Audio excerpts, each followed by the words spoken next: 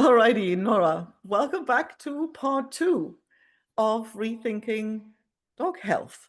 So anybody who's here has probably seen part one. Most people would have seen part one, and so today we've got part two. Over to you. What have you got for us? Okay, super. Well, thanks for inviting me back. Let me just get my notes pulled up here so I can see all of this. I've got a lot more information to share with you guys. In part one, I talked about the causes of this problem of dog and cat sickness and how commercial pet food and even the animal agriculture industry contribute to and cause this epidemic of dog and cat sickness.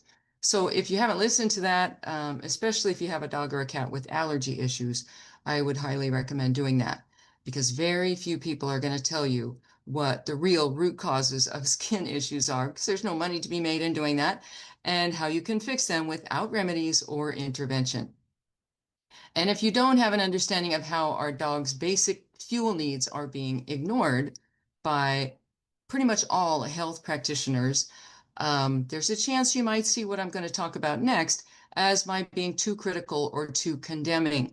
But just bear in mind that I've devoted years and years to following rabbit holes and finding perfectly self-evident truths that anybody can recognize, that any motivated person could find, and seeing them never get mentioned by so-called health practitioners. So yes, I'm a little cynical on the whole topic of healthcare, so-called healthcare. Um, so besides those two causes of dog and cat sickness that I told you about in part one, there are a couple other big important underlying factors, and those need to be understood as well. And I think these will come as a surprise to most of you because they're not what most people would think. And it's going to require a little bit of unlearning of some of the stuff that we've all been taught by the industries that make money from sickness. Sickness is an industry now. It's very lucrative, practically controls the world. Without sickness, the economies of the world would collapse. That's how important it is. Um, Besides commercial pet food and animal agriculture, the third contributing factor to widespread chronic sickness in dogs is the creation of the illusion that sickness can be disappeared with substances like petrochemical-based drugs and so-called natural remedies. We've already established the obvious fact that eating the waste products of animal agriculture instead of what they were adapted to eat causes disease in dogs and cats. And we haven't even talked yet about what the commercial pet food industry does to those waste products that makes them even worse. And as I mentioned before, that information has been made widely available in the last 10 to 15 years. So I don't want to talk about those things. I want to talk about the things that people don't normally get told and don't necessarily even think about on their own. The misfeeding of dogs and cats and the widespread disease that it has caused has led to the creation and development of a system whose number one goal is to produce wealth, not health. Health is not what they're producing. They are producing wealth. They do this by pretending to make the problem of sickness disappear. Now, this part is going to take a little bit of explaining, as I mentioned, because of the success that the medical propaganda machine has had. So just please bear with me. First, we need an explanation of what symptoms are generally. Symptoms are the result of complex chemical reactions in the body, a disruption of the perfect chemical balance of homeostasis that always accompanies health. So all it takes to change or even eliminate a symptom is to change the chemistry in the body. That's what drugs and remedies do. They basically give the body more of an emergency to attend to than what it was doing with the original symptom. If symptoms change or go away, it doesn't mean the disease is gone. It's just invisible because the body's been forced to put it on the back burner. So that's the first thing to keep in mind. When we take a drug or give a drug to our animals, the original symptom may stop or change. Ultimately, all that's been accomplished is to shift the burden to another part of the body. Those areas of the body will be harmed by the new substance. The manifestations of that harm are what we know as side effects. but they're not side effects. They are simply new symptoms. They're not a fair trade-off. They are just different symptoms. Nothing is resolved by this kind of reaction to disease because it does nothing about causes. And here I have to say, this is just a little tangent, that if you know anything at all about the medical theories that underlie these therapies that they use, you may argue that while the drug is being administered and the burden in the body is shifted to another organ or system, that original organ gets a break and it may get a chance to heal, or it may not. But here's the thing we all need to remember. There is a cost-free way to do this. You can remove the burden on that overworked organ without adding more burden to another area or system in the body. And that's what removal of cause does. That's what RMF does.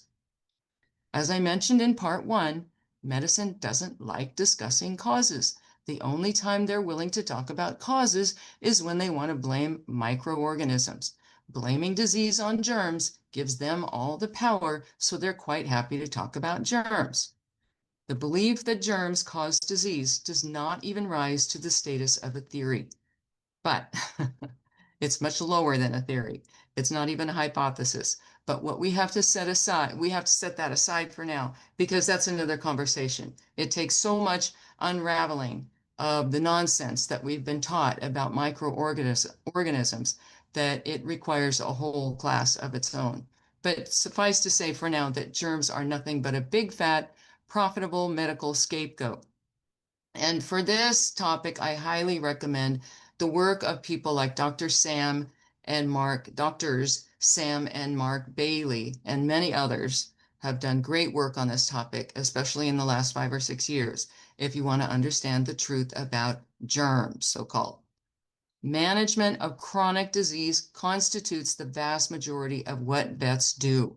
And for chronic disease, vets never discuss causes. You'll hear the word idiopathic sometimes, but that just means we don't know. It would work against the medical industry to talk about real causes because it's plainly obvious that if you know what's causing your dog's sickness, you'll be able to remove those causes and the body will heal itself. That's the best kept secret in the world. The body heals itself. So let's break down exactly what the medical drug-based intervention approach does to and for sickness. And here I'm talking mostly about the allopaths, the allopathic medical industry, the drug guys. I will have more to say later about the holistic side of things and how my approach differs from theirs. So one, allopathic medicine forces the body to stop symptoms by distracting it with a bigger emergency, which is elimination of the remedy or drug. In this way, it drives disease further into the body, and that's why I call the vet industry one of the biggest contributing factors to the problem of chronic dog and cat sickness. You take your dog or cat to the vet for a little symptom, the dog or the vet drugs the symptom into submission, and you have a bigger problem. Now you have a chronic problem. Number two, it allows underlying causes to continue. Number three, it creates even more problems by putting additional burdens on already beleaguered organs to eliminate harmful substances. Number four, it makes dog and cat owners dependent on practitioners. Number five, it costs dog and cat owners a great deal of money. Number six, it makes dog and cat ownership impractical and even impossible for some people who would otherwise have pets. Number seven, it creates a great deal of undue suffering on the part of pets and their owners. As drugs are administered, side effects are felt, new drugs are added to manage side effects, and so forth. And all of this makes sickness worse. And number eight, it creates a lot of unnecessary suffering for the animals that are used to test new drugs and equipment. For example, some of you might have been following the news lately around a place called Ridgeland Farms, where thousands of beagles are bred, caged for their entire life, tested on, and otherwise mistreated. This particular breeding facility has been cited for hundreds of violations against animal welfare laws.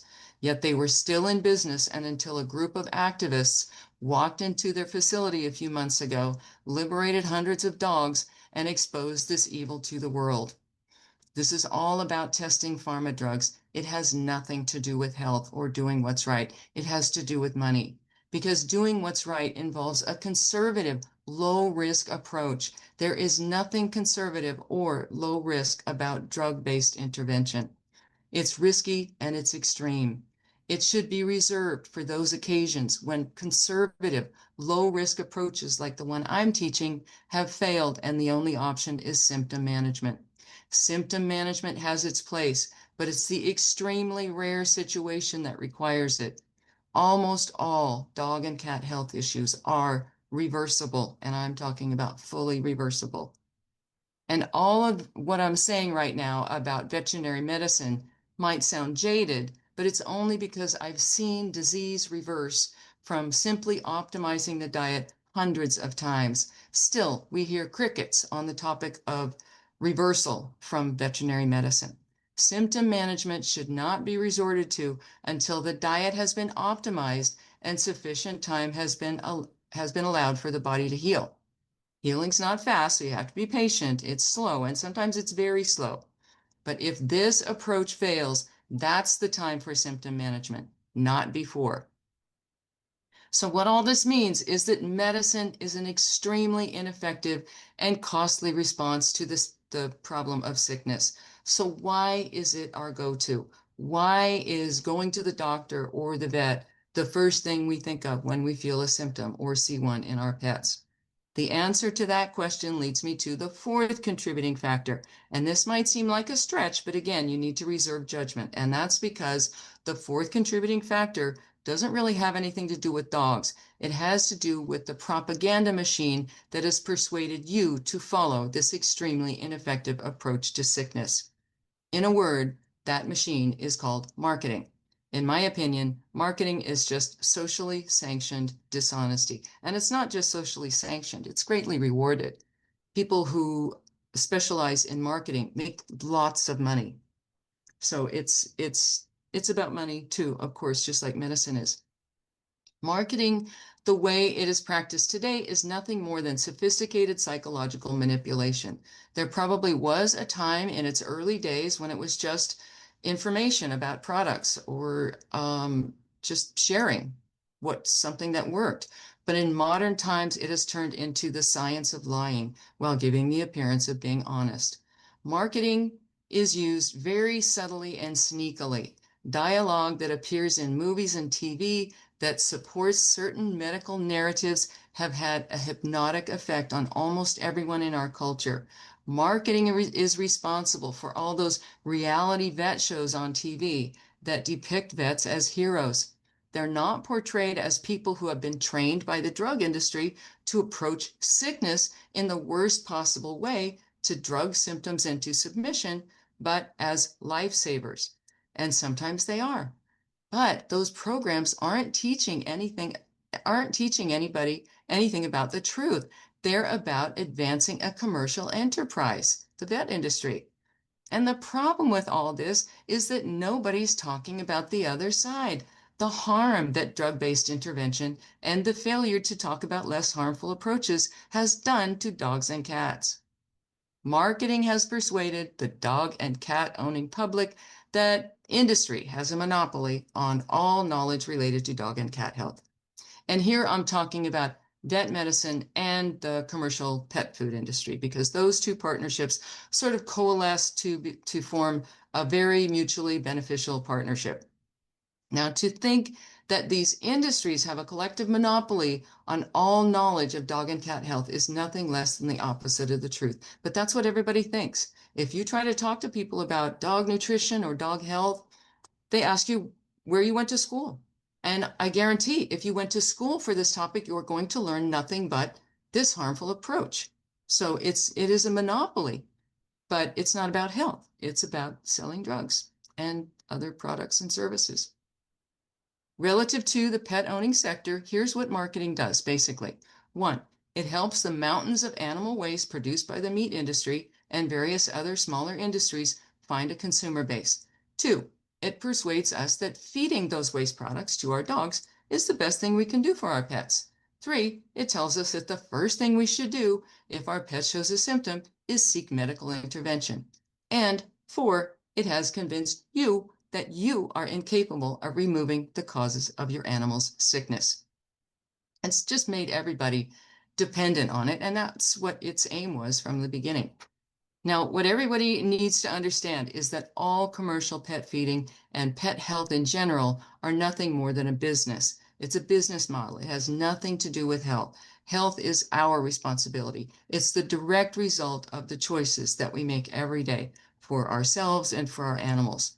We choose what to feed our animals, and that's what will determine whether or not they become ill. So those are the underlying causes. Now, I have more to say about how people are responding to this information becoming commonly, well, it's not really commonly available, but some people are recognizing it all on their own. So that's the next segment. Do we have any questions on what I've talked about so far? I'm not hearing you, Anki, if you're muted. Oh, okay. Sorry. Did you say anything? No. Okay, all right. I assume we have a smaller group because of the glitch, huh?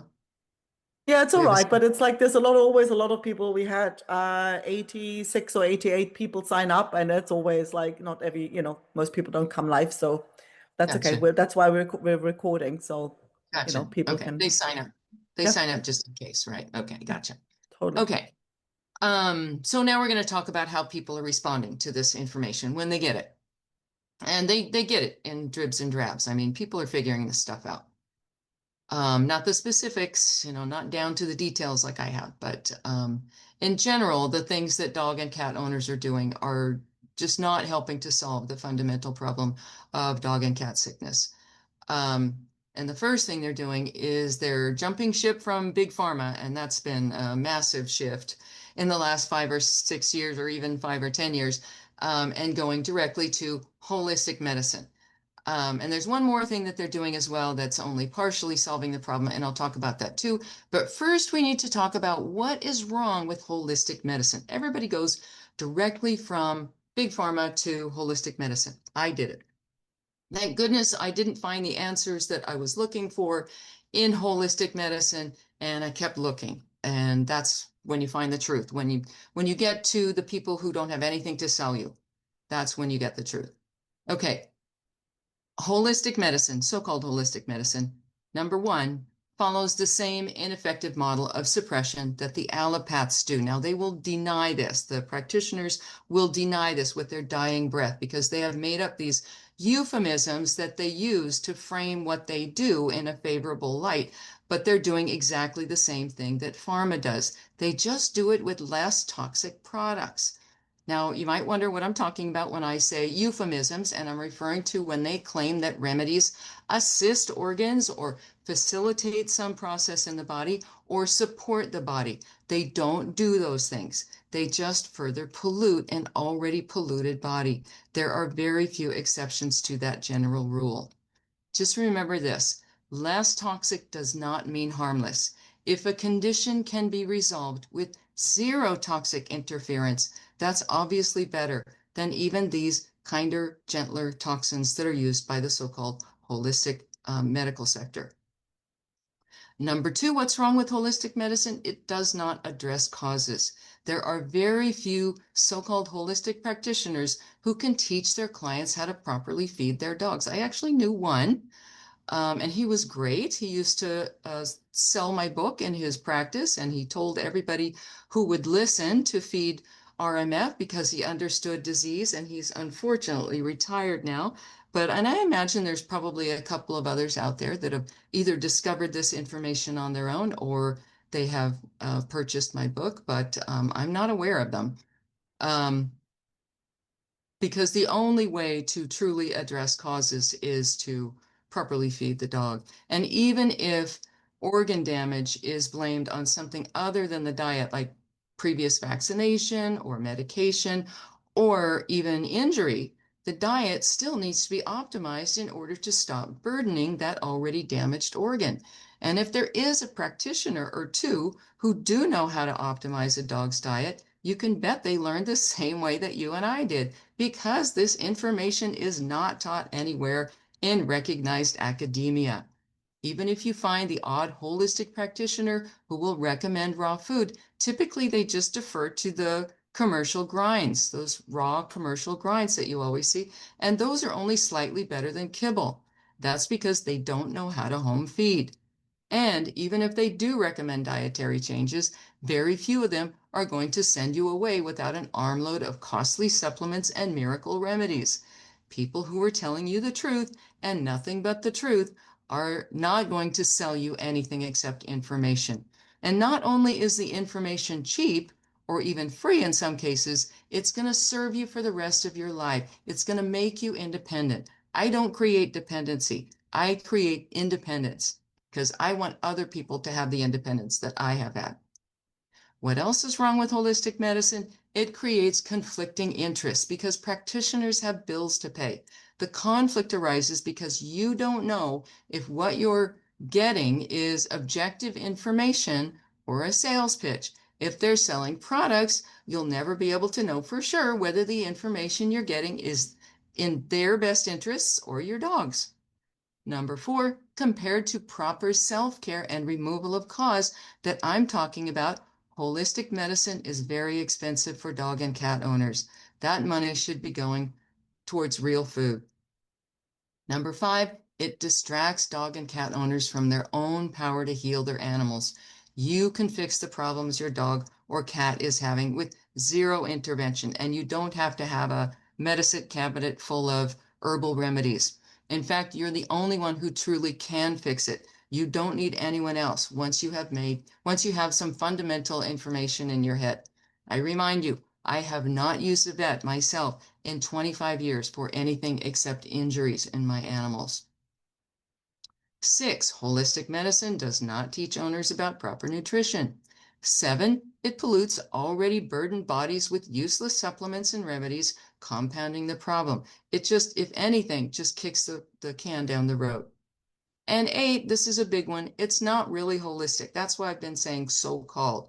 True holism is discovering causes, removing causes, understanding that the body heals itself.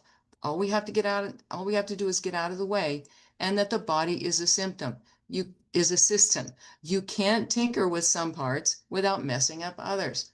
True holism involves the sale of very few products. What I do is true holism. What holistic vets do is something quite different, and that's why I call the holistic vet industry little pharma. Now, besides going from big pharma to little pharma, dog and cat owners are doing something else, and that is that they are slapping together in their kitchens their own pet food. And that's fine. There's nothing wrong with that. I've been, for the last couple of hours, I've been alluding to that being the solution to the problem, and it is. So what I'm condemning here is not the concept. I'm condemning the execution. So here's what's wrong with homemade food, the way it is done typically. Number 1, typically it replicates commercial food and makes the same mistakes.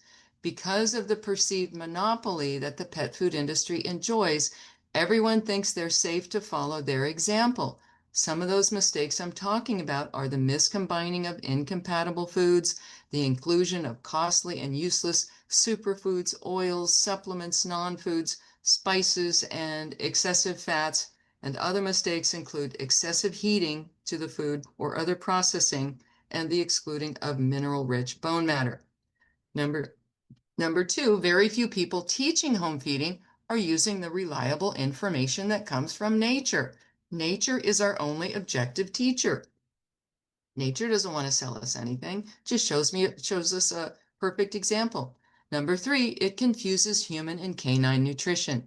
Most home feeders make something that resembles a cross between canned dog food, and meat stew. They imagine what they think is a hearty meal for a human, toss it all in a crock pot, and are mystified when their dogs don't get well. 4, it makes people think they're doing the best possible thing they can, so when their dogs continue to be sick, genetics and previous damage are blamed, which opens the door to treatment, which drives disease deeper. All vets, including holistic ones, love to blame previous vaccination and genetics because it allows the sale of a product. And five, home feeding following any model is better than commercial pet food, almost always. It's hard to devise anything worse, honestly. But when people see the minor improvements they see when they switch to home feeding, they assume that's as far as it can go. They still seek intervention for symptoms. They still administer costly and useless supplements and remedies, and their dogs continue to suffer, just a little bit less. Okay, so now I'm going to talk about RMF. Does anybody have any questions so far?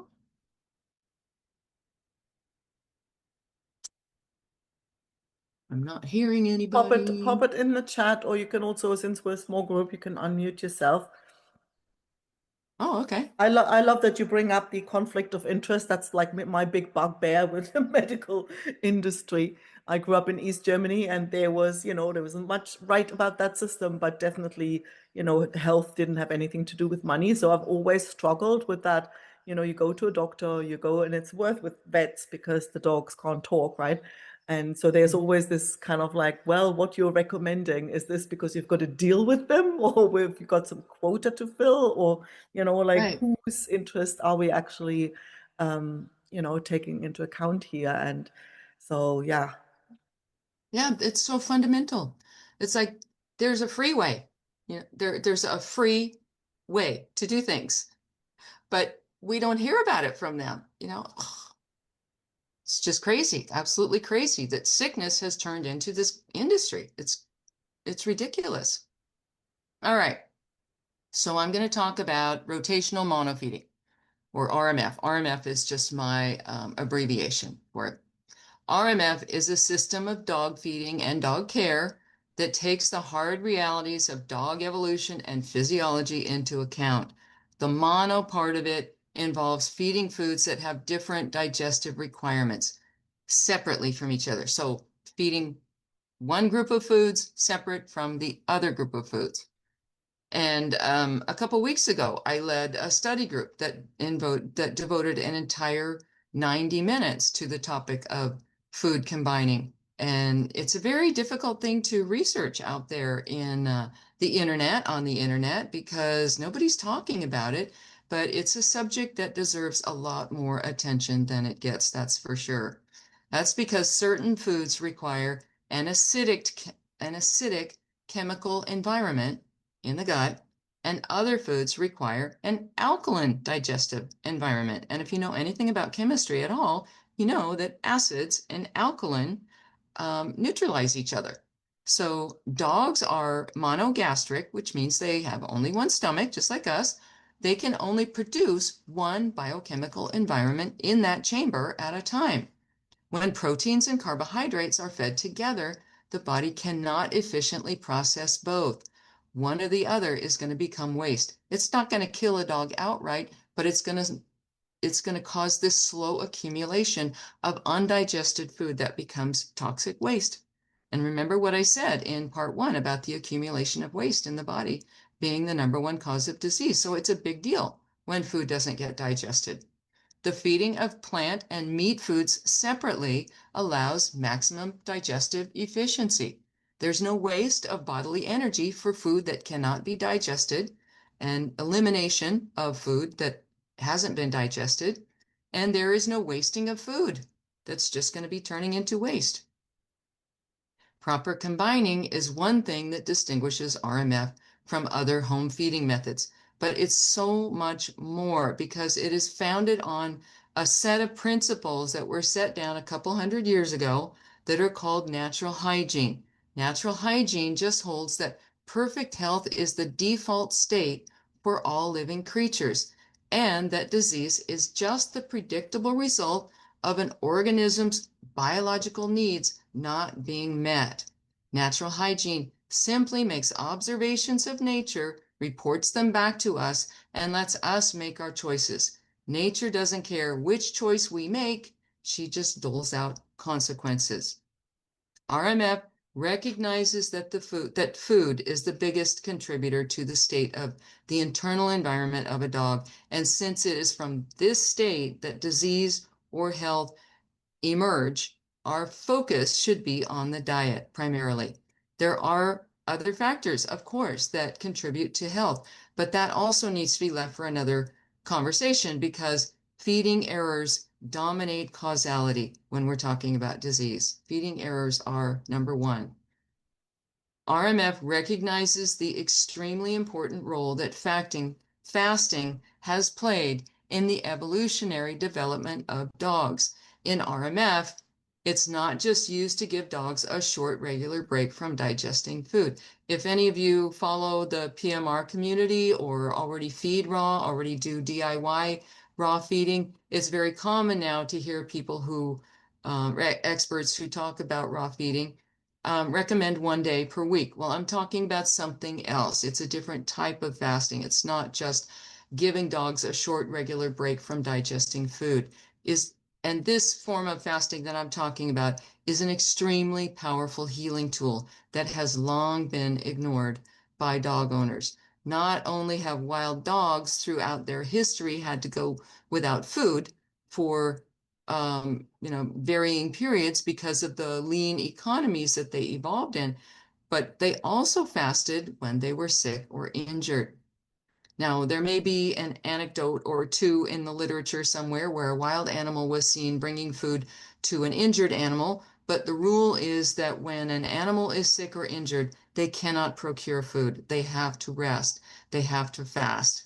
And that circumstance allowed them to become very efficient self-healers. I have fasted many dogs and cats, including my own, and I've never failed to get the results I wanted, not once.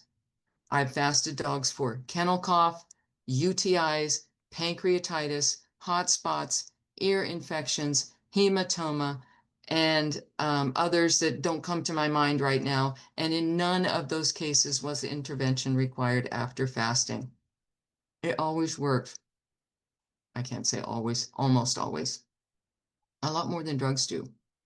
Extended fasting, and here I mean 5 or more days, is the best kept secret on earth. The concept and efficacy of fasting represents such a threat to all forms of medicine that it is not taught, it's barely mentioned anywhere in academia. If it was, your doctor or your vet would have to tell you about it, and that would cost them money because your problems would go away. Fasting is not cruel and it is not deprivation. You just have to ask yourself, what's more compassionate, allowing a dog a week of digestive rest and resolving symptoms forever, or giving him a drug that will most likely have side effects and watching the dog have the same cyclical symptoms or others over and over? This second approach only suppresses symptoms temporarily. It almost guarantees that the symptom will be back. And that's why the medical industry teaches only that approach. RMF is the only method that promises the potential of true independence. Being able to fast your dog or tweak the diet and see symptoms go away is your superpower. That's what I've done for 25 years, and I would never give up my independence for any convenient illusion. Now, there is much, much more to RMF that distinguishes it from anything you've likely heard of before, and that's why I should have had a copy of my book handy, but I have to dig for it a little bit. So that's why this book is almost 400 pages long, because it does require a little bit of learning and unlearning. But anyway, that's where I will leave it for now, because I did want to leave plenty of time for questions.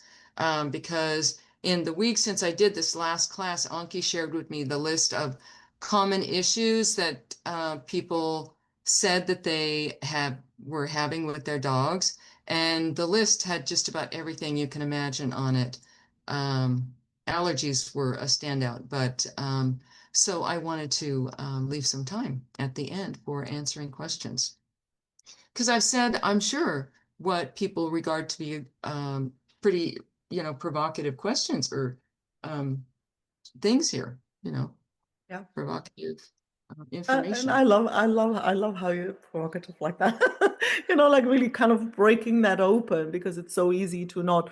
Um, Now, the fasting piece makes a lot of sense to me, right? Because I've heard about it, like, for humans, it's like, it's not something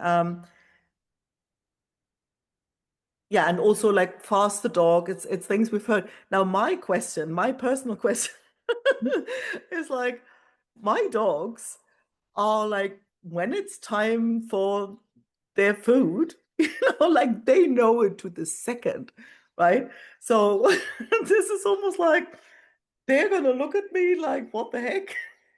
So how do I mean, is that like I would have to break the whole pattern, because they kind of get food every time, every day at the same hour, and Mhm. I don't think I'd be very popular, and they kind of like be barking on, or, is that have you had experiences when dogs are so used to getting their stuff at the same time, and throw a little, you know,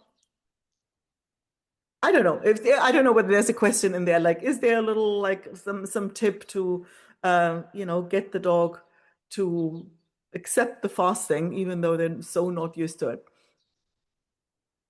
Well, that's a great jumping off point because dogs can be conditioned to expect anything at any time during the day. If you normally leave at a certain time every single day, your dog's gonna, and if you don't one day, your dog's gonna go, she normally leaves. The dog's not gonna go, well, she must hate me because she's not leaving right now.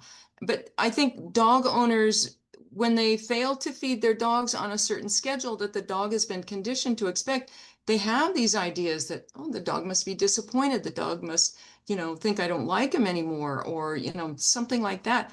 All you have to do is start randomizing things a little bit, and then the dog doesn't know when to expect food. And besides, when you're feeding the same amount, the same foods, especially the same feeding mistakes every day, the big cost of that is your dog's going to be sick. Your dog's going to be ill. You're going to be dealing with vet bills and all these other, negative consequences of doing that. But if you just randomize the feeding schedule, throw some fasting days in there so that, they might go to the kitchen and go, wait a second, this is usually the time that we get fed, but doesn't seem to be happening today. They go lay down and they start to get into their head that that that schedule is really not relevant anymore. So it takes a little bit of work on the part of the owner to get their mind out of that schedule too. And you know what? If people are so insistent on holding to this schedule that they've always used for dogs, it's fine as long as they, at least at first, start feeding the right foods.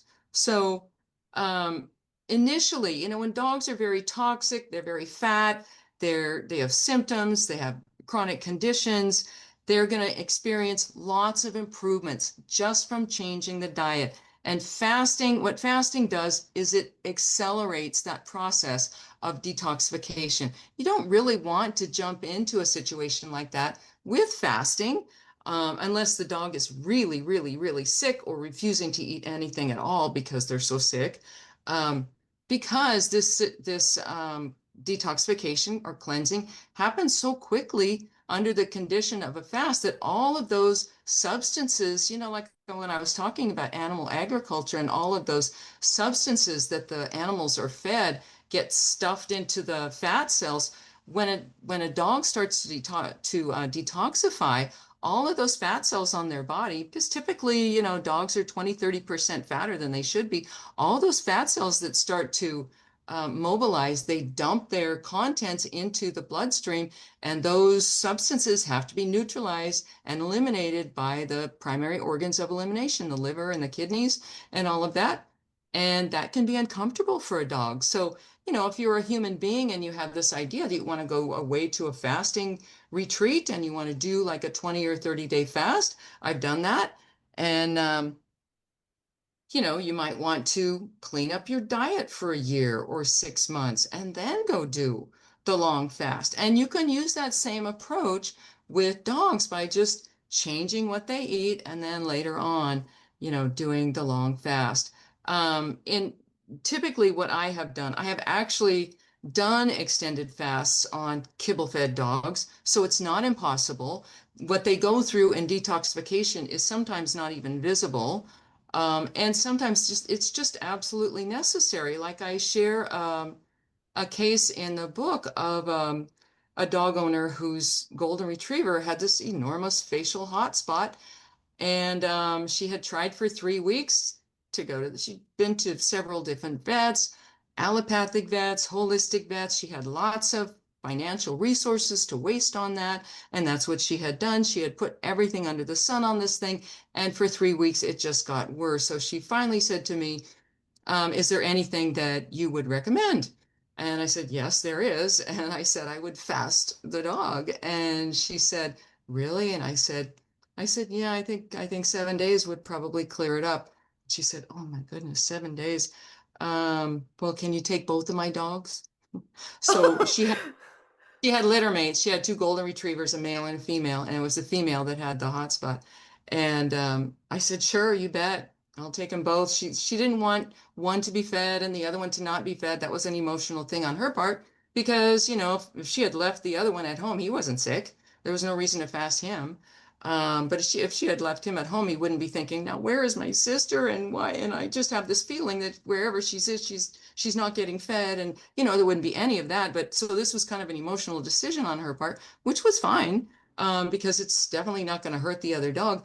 But during these 7 or 8 days that I fasted the dog, I saw absolutely no outward indication that they were detoxing. All I saw in the female dog was this hotspot healing every single day. And by the eighth day, it was completely gone. And so I sent her back home, and it was a miracle. And this person who owns these golden retrievers happened to be the wife of a very prominent surgeon. And so she and her husband, I'm sure, were more shocked than anybody that just 7 days of fasting did what it did. And I took pictures of this dog every day, and I included those pictures in my book. So it truly is a miracle if we can just get around these emotional impediments of worrying that our dogs are hating us or that our dogs are miserable. I've fasted for 18 days, so I'm not asking my dog or my cat to do anything that I haven't done before. And fasting is not fun. It wasn't the most fun that I've ever had in my life, but I credit it for extending my life and improving my health, and I wouldn't take that experience away for anything. So, does anybody else have any other questions about fasting? So you're saying like at the longer fast, that's what you do usually when a dog has already got some sort of problems, but say in order to prevent things from happening, um, do you recommend fasting as well? Maybe not as long, or like what's the Well, it's really a matter of how much digestive rest the dog needs in order to offset the amount of food that they're getting. So, if our dogs are sedentary, dogs evolved running, walking 30, 40, 50 miles a day. And now they're not burning all of that fuel. Not only that, but they're eating more fuel in the form of all of this fatty food that they're getting. So, in order to make sure that your dog's uh, diet doesn't constitute excesses, doesn't create this accumulation of waste in the body, you have to give the dog sufficient digestive rest to make sure that everything's getting digested that was eaten yesterday or the day before or used.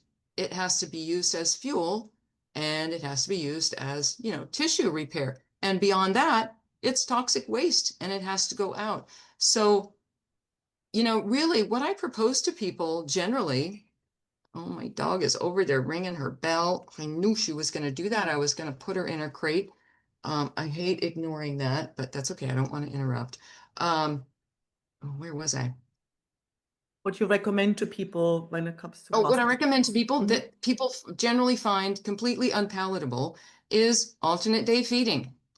Um, Feeding one day, no feeding the next, and that's all it is. And it allows it's more it better mimics what actually happens out there in the wild, because there are many days when dogs hunt that they're not able to find food. I mean, when you look at the mortality stats for the wolf populations around the world, the biggest cause of their mortality is puppies starve to death. So they live in these on this knife edge between adequacy and scarcity.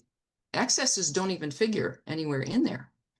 So, yeah, I think we just need to be aware that food for them is not entertainment, it's just fuel. And excess fuel is as bad as feeding commercial food because it's going to create excesses and accumulation in the body. Makes sense. Ruth's got her hand up. Or it's Yeah. just, yeah, you're unmute. Yep. Yeah, thank you so much. I'm actually going to follow up, I think, on one of the things you just said about the uh, alternating food, because I'm assuming that is the only way you can really safely fast a cat. Oh, good question. Um, that's not necessarily true. We're often warned by vets not to fast cats, but I have fasted cats. I fasted my own cat for 11 days, and he has been through many fasts. He's 16 now, and he has no symptoms. And I credit the fasting periods that I've given to him. I probably fasted him maybe 7 or 8 times for extended lengths of time. Um, what happens with cats, and I'm not sure why it seems to be unique to cats because we don't get these same warnings about dogs, but with cats, the fat that gets autolyzed from their bodies when they begin fasting overwhelms the liver, and they end up with a condition called hepatic lipidosis, which is fatty liver disease, and it kills them. It can kill them. Now, I suspect this happens mostly in cats that already have compromised livers, cats that are already sick, because the majority of cats, young cats would be able to do long fasts. There's just no reason to suspect that cats are going to drop over dead if they don't get food in a couple of days.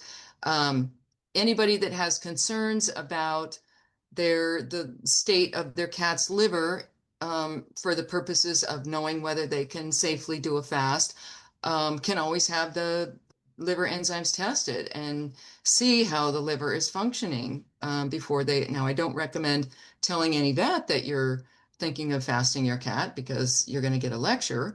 But that's industry speaking. And I have another question, if I may, and that is, Hmm. ever since I watched the movie Pet Fooled, I got off of anything that was commercially made for my dogs and my cats. So I do make my dogs food, and I was overfeeding them because they were gaining weight. So now I've restricted them to weighing the food. So they're getting 3% right now of their ideal body weight. I may have Hmm. to check it down to the 2.5 because they're really not that active. However, um, I know that I am combining minced up veggies with their beef heart, their beef, their chicken lizards, their mussels, all of the things that I mix into their food daily, eggs, all of that sort of stuff. Their stools are so small. So I know they're digesting the majority of what they're getting. That's great. And That's a I good want to sign. encourage other people that when you see how minimal their stools can become when they're on a diet that's better for them, um, Yeah, not only that, not only are they smaller, but they're they just so don't much smell. easier to they're so much easier to clean up. I mean, like my dog after a meat day, she has these little pellets that, they'll just crumble and go into the soil if I leave them, if I don't pick them up. And now the stools are more voluminous on plant food days, of course. But they're nothing like these absolutely revolting piles that kibble-fed dogs leave behind. Oh my goodness. I mean, and it just seemed to me when I was taking care of dogs, lots of dogs, that the dogs that were on these better foods, like there was one called Hungry Kitchen, Honest Kitchen. It's a pretty famous brand, actually. And there is nothing more vile than the poop that comes out of a dog that is fed that stuff. And it's freeze dried. It's extremely expensive. But it's, poop is supposed to be, disgusting, but it's not supposed to be that bad. It's So just not. I've gone online to find your book. So Oh, I good. see that you have a hard copy as well as the downloadable e-version. Um, Yep. so And do you'll you, get both oh, you get both? Oh, nice. if you order a printed version. Yeah. Okay. All right. And it's only available through your website, or are you available through booksellers? No, just the website. Okay. All right. Thank you so much. You're welcome. Thanks for asking those great questions. I love that. Actually, yeah, really brilliant question. Thank you for sharing that. Um, I had like actually when you were talking, I kind of had another question. Like one of my dogs, well, one of, like the big girl, she eats anything, right? But the other dog is a lot more picky when it comes to veggies and things like that. She'll be like, I don't know what she'll do on a plant day. She probably what's do you find when they're hungry they're gonna eat it, or do you find that well then she just gets meat day and fast days, or like what's the experience there? Because like I kind of offer them, there's like a I don't know, like a carrot, or like like I do offer them kind of, especially when I make veggies for myself, and one gobbles it up and the other one is always like, no, you can, so like really doesn't like it. And, Hmm. I mean, definitely sweet potatoes. I remember you mentioning, and I'm like, yeah, I'm pretty sure. Yeah, yeah, she'll have that. But Hmm. are there specific veggies that, or are there dogs who just won't have it? Well, that combination of sweet potatoes and quinoa is something that I've used with dogs that wouldn't otherwise eat plant foods. But almost always, I've been told this so many times that I'm people who so- first start RMF, their dogs want nothing to do with plant foods. And, you know, I used to transition dogs all the time from, you know, commercial food to RMF. And I did find a couple of dogs that were absolutely adamant about not eating anything from the plant kingdom, no matter what. Even if I fasted them for a few days before, they would still not eat plant foods. And that's totally fine. And the owner just needs to recognize that plant foods in RMF really don't serve the purpose of food. It serves the purpose of respite from meat. So you can get respite from meat, not just by feeding plant foods, but by feeding nothing at all. So there are probably lots of RMFers out there that are feeding, and my dog is pretty much fed this way too, with the exception of avocados and cucumbers, which are her favorite foods that don't seem to cause her ears to flare up. She's a Cocker Spaniel, so she's got the ear. She's when I make the slightest mistake, she's scratching her ear. So I have to be really careful with her. And so yeah, um, with the exception of those two plant foods, she pretty much gets a meat and fasting rotation. So she ate my apple core this morning, but that's pretty rare nowadays. She pretty much eats meat a couple times a week, maybe 3 times a week, and then I give her a venison bone probably about once a week, and then a couple days a week she fasts completely, and a couple days a week she gets avocados and cucumbers. So that's what my rotation looks like. It can be different for everybody, and there's all kinds of different factors that will influence what kind of rotation you choose for your dog. And I have a flow chart in the book that will walk you through how old your dog is, if you live out in the country, if you live in a rural area, you might have more or less opportunities to get certain foods. If you live in the city, you're going to be able to find these specialty foods. Like I live in a rural area now, I can't find quail anywhere. Nobody sells it. Nobody's willing to order it for me. So I have to go to the big city to get it if I want it. So yeah, if it depends on where you live, all kinds of different factors are going to influence what kind of foods you feed your dog and what kind of rotation you feed them. Yeah, makes Okay? sense. Yep, thank you. Ruth, Mhm. you got another question? I'm I'm sorry, I have another question about Sure, what? vegetables since you're feeding them separately. Hmm. I know that when I'm feeding it currently in a mix with meats, that I grind them up for digestibility. Is that what you're doing when you're feeding vegetables alone? How are you preparing them? Are you cutting them very finely, or are you giving them big pieces? Right. I'm not a huge advocate of vegetables for dogs. Fruits make more sense for dogs. Fruits are more biologically appropriate because we see dogs in the wild eating fruit.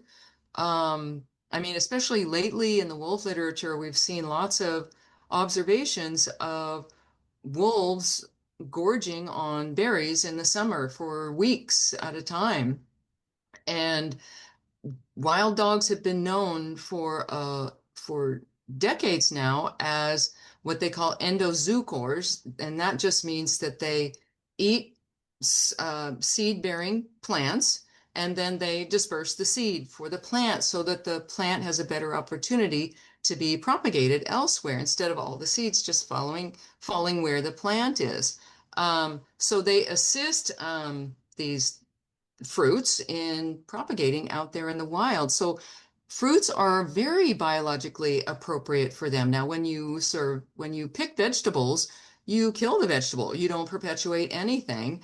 So I think vegetables are kind of unnatural for dogs. If you do feed them, they have a very dense cellulose membrane that dogs really don't have a lot of faculties to break into, to chew. And I have dang, I usually have this handy. Let me see if I can find it. Yes.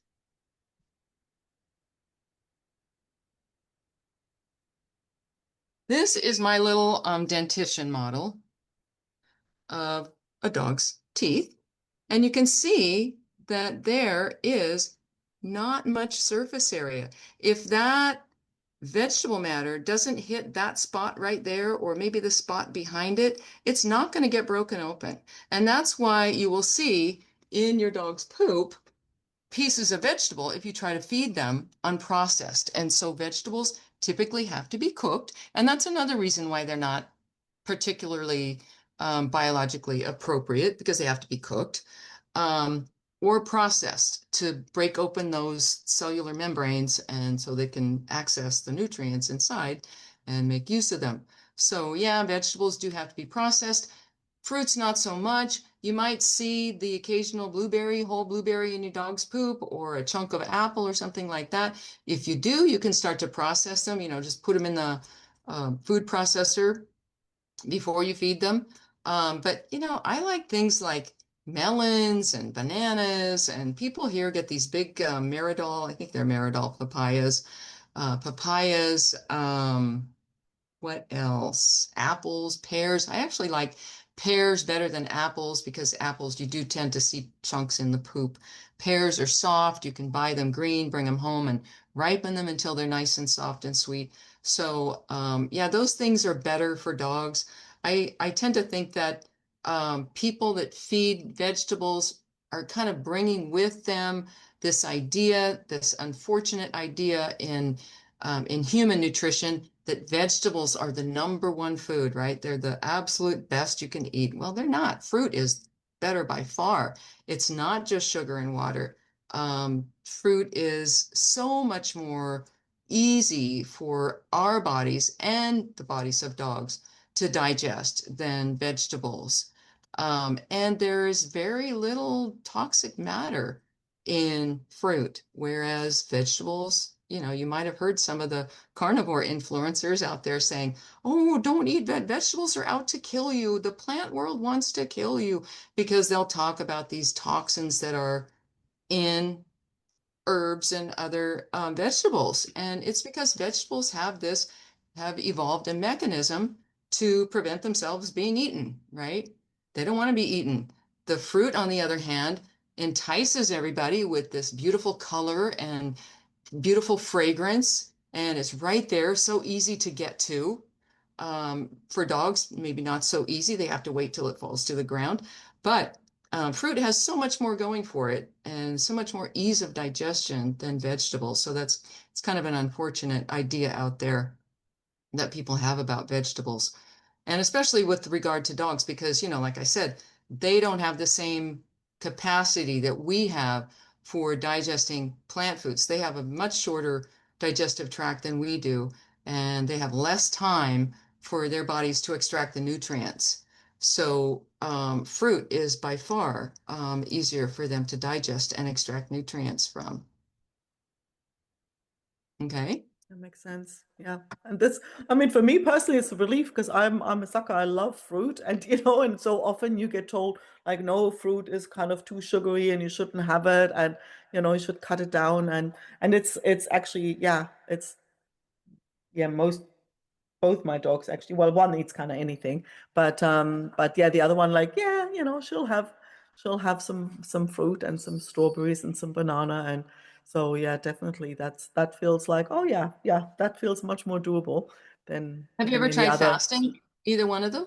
No, no, Well, that but might do but the it, trick. yeah, yeah, no, Just a day. definitely, It yeah, might just take a day to convince them. And the other thing is that dogs historically have not eaten secondary foods, and plant foods are secondary foods for dogs.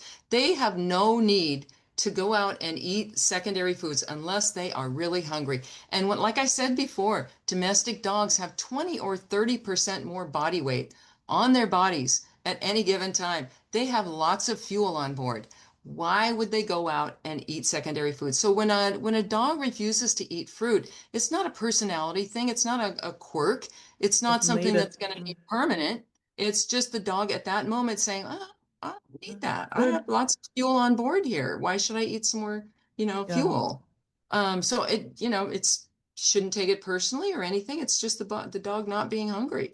But sometimes with some dogs, and domestic dogs are all the way from, A to Z with their appetites, and some dogs will just eat anything that you put down in front of them, and they won't miss any opportunities to eat. And that's because we've taken their feeding autonomy away from them. They don't know when they're going to get another meal. They're not inclined to miss any. So, yeah, but there are a few that, and I think those are actually the best dogs. The ones that are very discriminating about what they eat. They don't eat whatever crosses their path. They don't mind going a day or two without food. They don't pester you constantly. I see when I'm in these Facebook groups where people complain, oh, my dog won't eat today. I just don't know what to do. Well, they don't know, they don't realize how lucky they are to have a dog that's not pestering them for food all the time. Because there are dogs like that would not need food at all, but would still pester the owner constantly for food because they're bored or, whatever. yeah. I had that with my first dog, Leo, who I found like literally he was wandering, roaming the streets. I found him in the street as a puppy, so Aw. he must have, I mean, well, three of my four are like have come like that. So, and I think he always had this like, oh, food, shit, shit, shit, no, don't wait, like gotta hang on to it. And he was like, he would literally, when it was sort of his normal food time, he would come and he'd go like, come on, it's time. And I don't know how on earth he always figured out exactly the time. They all know, right? But then he would go and he'd first be like gentle, and then he'd be like, I'm telling you, right? And then he'd go away and he'd take his bowl and throw it in front of me. What a smart dog. But you know what that's called? That is dog trains owner. Oh, totally, Dog totally. training owner. Yeah, yeah. No, no, totally. And he was very good at it. Oh, what a cutie. A lot of dogs will do that. They'll learn these behaviors, like they'll go lick their bowl, and the owner will see that and go, oh, they're disappointed that the bowl is empty. So what does that teach the dog? So they go give food to the dog. So it just reinforces the behavior. Yep. So, and then, people get into RMF and they go, what am I going to do when my dog licks this bowl? I'm not going to be able to reward him. Well, that's the cost. Having to change that little behavior or counter condition that little behavior is the cost for this freedom that I'm talking about later on. Freedom from sickness, being in charge and knowing that you can just tweak the diet and the symptoms go away. You can fast your dog, the symptoms go away. So there's lots of other ways to approach sickness besides dumping stuff into the body that the body's just going to be burdened by. And that's the point, that's the point. That makes so much sense. Are there any other questions while we have her here?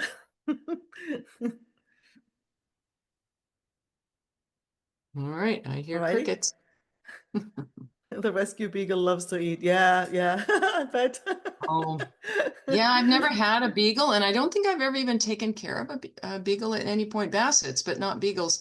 And It's so yeah, cute. they have a reputation for being They really are totally different. They live by their nose. You go for a walk and anything they can pick up, they pick up. Uh, right. it's she's so different. I've had so many dogs in my life, but nobody like her ever. And they're just insatiable, I've heard. Right. They would just eat themselves to death. Mm-hmm. Why They she's can be a challenge, I'm sure. that they're so sweet. They're one of the They're so sweet. cute. They know they get away with murder with those cute faces, right? Yes, right. We've been to the ER twice because of things she's gotten a hold of that she's like a rubber band on the street that she picked up and got most of it down her stomach before I could get it out. So just it's constant, constant. Yeah. Dogs are indiscriminate eaters for sure. Yeah. Some This is are. wonderful. Thank you so Well, much. thank you so much. You're welcome. Absolutely wonderful. And so, yeah, I'm going to send out the recording and, there'll be the links to the book. I actually got my copy as well, finally.